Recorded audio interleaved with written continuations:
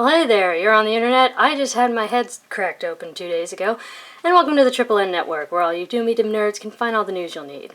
Let's look at an ink today, shall we? Now, today's ink I have in sample form. It's by a German brand called Rohrer Klingner, and this is one of their Iron-Gall inks. They actually make a couple of those, I believe. I've already done their Iron-Gall Blue, which is Salix. This is their Iron-Gall Purple, which is called Scabiosa. Now, all the tests were done in these two pens. This is a LAMY Safari with a 1.1 nib. Now I have 3 different animals trying to get in my room. And a Platinum Preppy with sort of that standard 05 medium nib. Let's look at a couple other inks. Here's Diatramentus Black Currant, which is a darker purple, and Diatramentus Alexander Hamilton, which is an even darker purple. Honestly, I don't have many inks quite like this one. It has a sort of a textural quality I can't quite find in anything else. Also, did a couple of tests, so this is all Scabiosa. This is what happens when you add bleach. This is what happens when you add ammonia pen flush. Here's denatured alcohol, so that's like 98% alcohol. Hydrogen peroxide. And soap and water, which actually was nearly as effective as bleach. But yeah, so here's that. Let's check out the chromatography, which is actually a pretty interesting chromatography.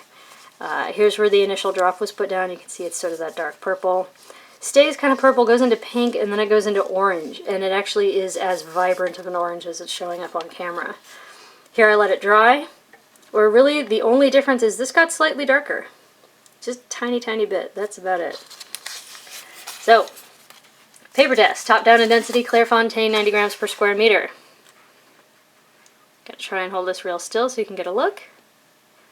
Hopefully you'll be able to see this sort of texture quality I'm trying to talk about, because it has very intense shading, but also just sort of the quality of the something about it is very unique. So the Preppy took 7 seconds to dry, the 1.1 LAMY took 12 seconds. I'm going to try and show you some of the shading. Now, I did write this about a week ago, so the darkest parts are actually almost turning black, which is very interesting. I hope that'll come through on camera. It does shade a lot. There is sort of like a dusky, dusty purple quality about this ink, which I really like. I like sort of that dusty purple look. But it's not for everyone, but personally I enjoy it. It's very well behaved. The flow was quite, you know, it was just alright. You know, you didn't have to coax it, it just went. You didn't have to fight it, which is kind of nice. No bleed, no feather, no spread, no echo, no sheen. Very well behaved in that regard. And quite water resistant, actually. Not completely. Some of it did wash away, as you can tell. It got a bit lighter. And it turned gray. Tiny littlest bit of that purple remains, but it's mostly gray. So that's kind of impressive. So you could most definitely salvage that if you had to. Next is Rhodia, 80 grams per square meter. Where again, I hope the camera will pick up some of this. Yeah, all I can call it is texture of the shading. The medium Preppy took 7 seconds, the 1.1 LAMY took 13. And again, the darkest parts, particularly with that LAMY, are almost turning black. Again, and I say that it manages to not look watery, which hopefully the camera is coming through. It looks like a decently saturated ink, even in the thinner areas where it's not as heavy. Now, I like a lot of shading in my ink, so I'm actually quite enjoying the way it looks in this LAMY. There's no bleed, no feather, no spread, no sheen. There's no echo, even in the darkest areas, which is rather nice, but this is still fairly dense paper. Here's the water test. This was with the LAMY, that was with the Preppy. As you can see, it's still very there. Some of it did wash away, but it's quite clear, quite dark, and quite gray. Kind of interesting. Now, here's Tomoe River Paper. And I feel like here in particular you can see, so this was with the LAMY, you can see, like look at the L in LAMY, it's getting quite dark, the I in Safari.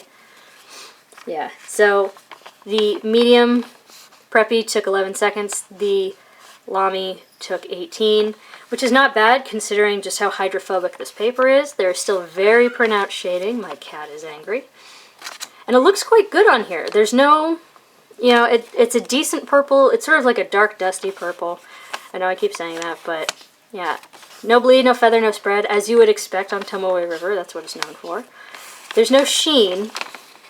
It almost gets shiny in the darkest parts. I don't know if I'm going to be able to get it on camera.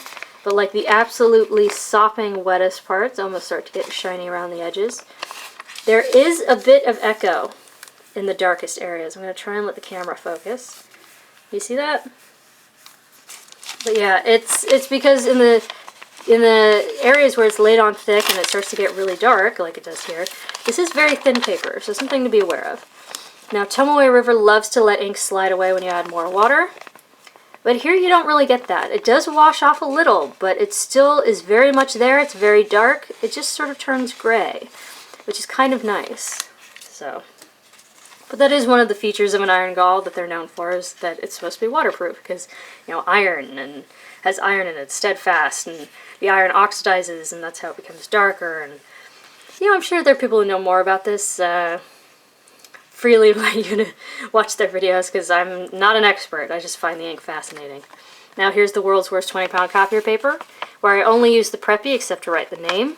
But as you can see, where I used the LAMY to write the name, it definitely got darker. Now on here you still retain some shading, but it's not exactly a flattering kind of shading. Like, I'll bring it in, so like the darkest areas, that's where you see the most feathering and that really intense woolliness. It's not great. So it's sort of just in the dark areas that would draw your eyes also draw you to the problems. So it took 2 seconds to dry, which is not bad. This is very absorbent paper. But yeah, it's considering this is the world's worst copier paper, I was expecting much more of a problem. And because the paper's so absorbent, sometimes it's almost like it's trying to suck the ink out of the nib and the flow can't keep up. But here that was not a problem, which was kind of nice, because I only gave this a 5 out of 10, which is just sort of the minimum for, you know, an alright flow. I tend to prefer wetter pens, but 5 out of 10 is sort of what you should expect on average. Yeah, there is significant spread, there is some feathering, but there is not nearly as much bleed as I was expecting. I mean, if you've seen any of the previous tests, we usually see a lot of bleed on this paper. You see a few areas where, okay, so that's with the LAMY, where it very nearly comes through, but here, I mean, mostly this is just the effect of the light. So yeah, in that regard, very well done. Now this paper hates water. As you might be able to see, it like wrinkled and crinkled up. Really hates water. But here, the color didn't change nearly as much as it did in the previous test. Here it's quite purple. It's also still quite clear, quite dark, quite readable. Next is Mead Notebook Paper, where again I only used the medium Preppy except to write the name. Here it took 2.5 seconds to dry. Here you still retain some of that shading, but it doesn't quite draw the eye to the problems as it did in the past. As you can see in those dark areas, it doesn't feather and ooh, angry cat, the way that it did on the 20-pound copier paper. It still has a rather nice quality to it. And there are no feathers. None. There's really not much spread, as you can tell, compared to the copier paper. The line didn't get nearly as broad, which is very nice. And look at that, no bleed. And this is extremely thin paper. It's even much thinner than this copier paper. And even on the LAMY, which is a wetter nib, it didn't come through. There's not, I mean, at this point, that's, you know, from the light. Very, very well done. I'm very impressed with this ink. Again, water tests. Here it did turn kind of gray again, which is interesting, but still very there, very clear, didn't wash away, did turn kind of gray.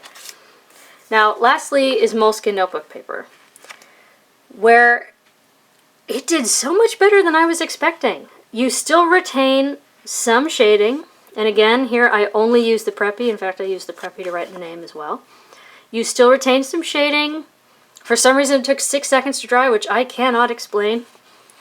But yeah, you do get a couple of feathers, but, you know, it's the odd occasional one.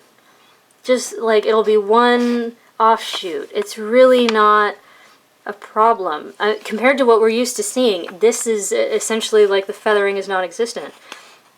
There's a teeny, tiny, yeah, I mean, yeah, but there's no spread, which is unheard of, because this is very absorbent paper. It tends to just blah. And there's no bleed. Granted, Preppies are fairly dry writing. They're very moderate, but, I mean, okay, that's the scrubby. I was really laying it on to try and get some shading. And even still, didn't come all the way through. I'm deeply impressed. Again, water test. You can still read it, still there, it's still gray, but yeah, so there you go. There's Rohrer Klingner Scabiosa, which is an Iron-Gall purple ink. I actually quite like the quality of the color. I very much enjoyed the performance. It impressed me. So, for your consideration from the Triple N Network, if you liked the video, please give it a thumbs up. If you'd like to see more, please subscribe to the channel. And thanks for watching. Bye.